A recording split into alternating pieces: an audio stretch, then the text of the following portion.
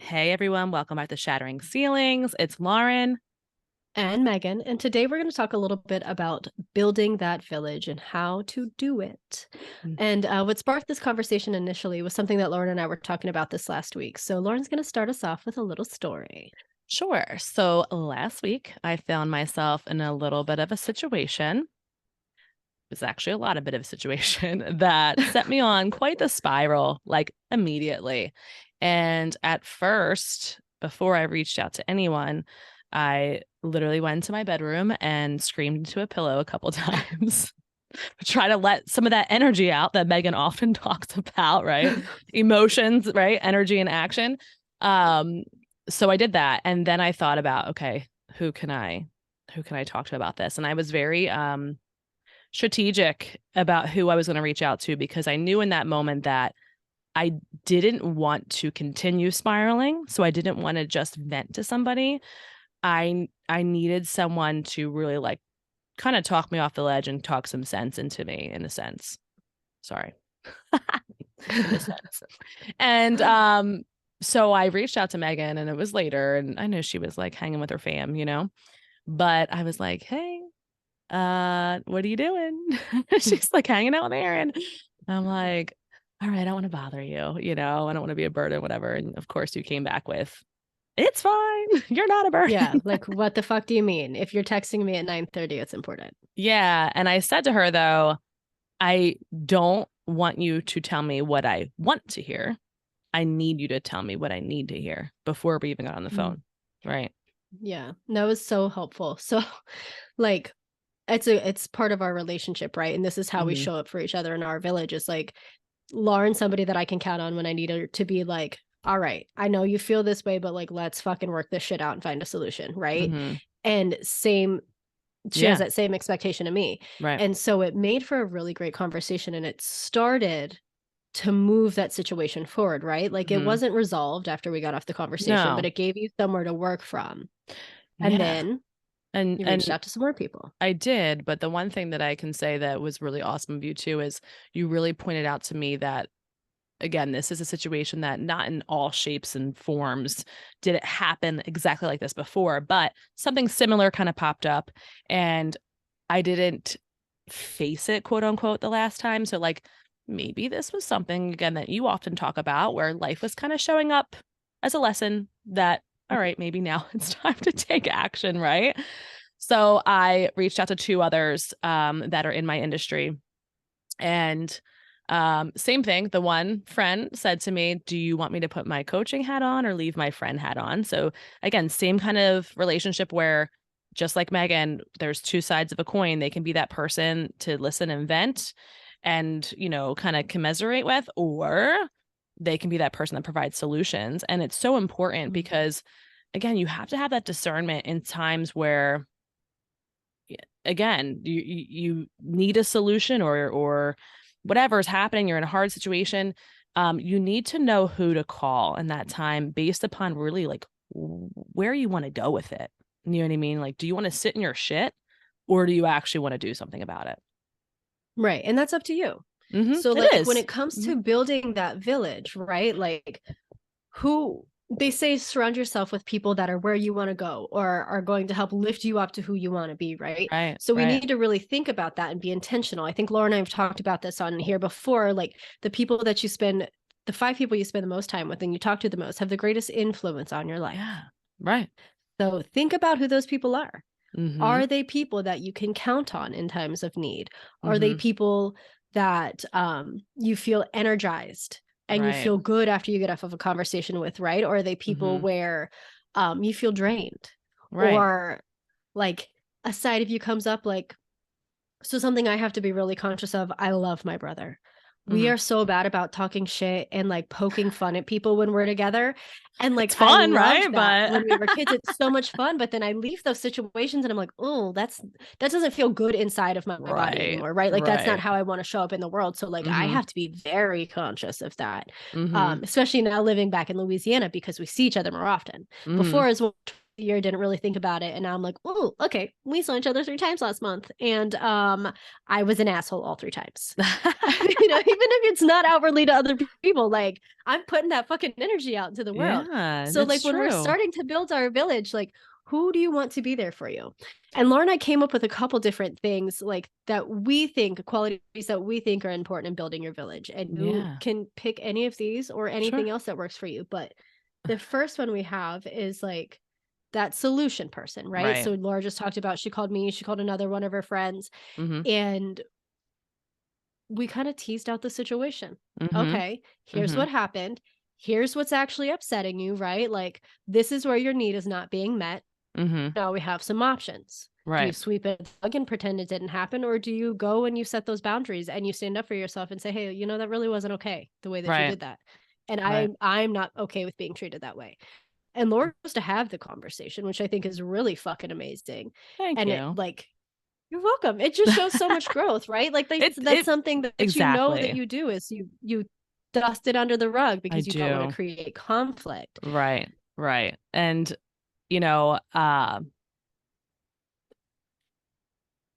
totally had something and now it just went out of my we're really it bad. Happens. Yeah. I know. Real you life and I are like recording. passing the baton with the brain farts, I think. Yeah. We usually record really early in the morning. This is just like a little secret about like behind the scenes of Shattering Ceilings. We usually record early because, we're moms, and by 5 o'clock in the afternoon, we've been run over twice. Run over twice, haven't eaten lunch, all the things. Right. Probably have gum in our hair. So this is a 5:30 recording time. So 6:30 brain farts are probably going to happen. Oh, you're right. You're right. Yeah, I totally forgot what I was going to say about, the solution based. Oh gosh. Yeah. That's okay. Yeah. If it comes back in, we'll come back to it. Yeah. So just let it float back in if it wants to. Okay. So somebody that you can go to that's going to help you find a solution, right? Because when we're feeling lost in the sauce. I remembered. Okay. Here's how you know the difference between, the people that just want to give you the, like, here's what I think, or the criticism or whatever. The difference between someone who's kind of a hater and or just maybe not helpful is someone who will someone that loves to like marinate in that drama or like agitate the situation, right? Poke it. They want to like, oh, but this is really crappy about this, and did you notice this, and then blah blah. Like, it's like they just want to keep on adding the shit to the situation without adding a solution or providing a solution. So those are people constructive criticism versus like straight up shade. Right. And those I are don't the know if people that's still a cool word, but I mean, I feel like it is. I don't know if I use it enough, but I think that's the first time it's ever come out of my mouth. But I digress. So who are those people that are really gonna help you like navigate through that situation, right? So it doesn't feel so heavy. Yes. And it helps you feel like a little bit connected, right? Like, oh, I've been through this before. Let's fucking talk about it. Right. Like you have a step that you can pursue next. You know what I mean? Yeah. Then there's your hype person. Okay, that's an important one. That's the person that like when you were like, oh, I can't fucking do this anymore. They're like, no, let's fucking go. One more step. We're going to the gym. We're gonna do our gratitude practice. We're gonna do this. How can I help you? Right? Like, let's do it together. Right. That they pump you up. You all know those people. Yeah. Everybody needs a hype girl. Right. And so who is that person? Okay. The next one is who we can just like commiserate with. A lot of times we can do that with anybody, but like there's some people that it's like, I wouldn't even say commiserate. Let me back up. Those people that you can go to kind of like let everything fall away, vent. right? Maybe we don't commiserate, but we just like disappear into the world with and just feel okay for a little while. Like be vulnerable with, right? Yeah. And not feel like awkward. But maybe they're just someone who lets you have that space.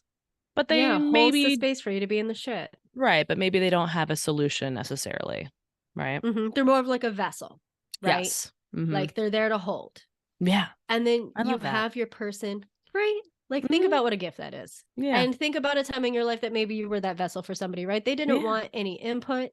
Right. They didn't want you to help bring them any further down into the hole. They just wanted you to sit and listen and bear witness to you in all your fucking vulnerable glory. Okay. Yeah. Yeah. And then the other person is, who do you celebrate with? Mm-hmm. Who is that person who is going to feel those wins with you, like at that depth that you need to feel it to give you that like push to keep going? Right. Right. Right. And it's not just the big wins, like those little tiny wins, the people that helped you see those little tiny wins. So when you're like, oh, you know, it's kind of a shit day, but this did happen, they're like, yeah, fuck yeah, that happened. Yeah. Right. Then they you get need pumped up that. and you're like, oh, that did happen. Mm-hmm. Okay. Mm-hmm. So like, who are those people in your life? Mm-hmm. Take stock of those people. Who are the 5 people that you spend the most time with? Mm-hmm. All right. Do they fit any one of those characteristics in your life? Right. Are those people adding to your life? Right. And then something else that we kind of talked about was, how are you showing up?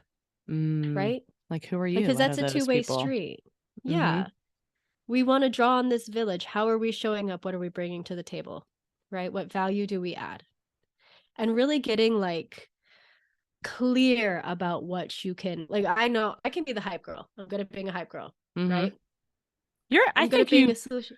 I was gonna say, I think you could be all for sure. Well, thank you. Some of them take more work than other though. Right. And it all depends on like what you're going through too. Right. But and a lot of times, although I think we can be both at the same time, usually it's not that way. Right.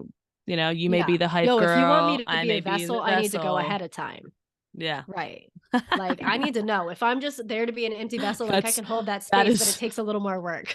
Right. You know, I think that's so funny. You know what I mean? Because I feel like for most people, it's probably the opposite. Like they can be the vessel and they need someone else to be the solution base. But listen, guys, if you need a solution, Megan, if you need actionable steps, Megan is your girl for that. I can't make plans for anything else, but I can make a plan for some actionable steps. I can't promise that I'll see them through, but like I'm there for the plan. Yeah. Yeah. So this week, guys, take some time to take stock in those people that you're in relationships with, right?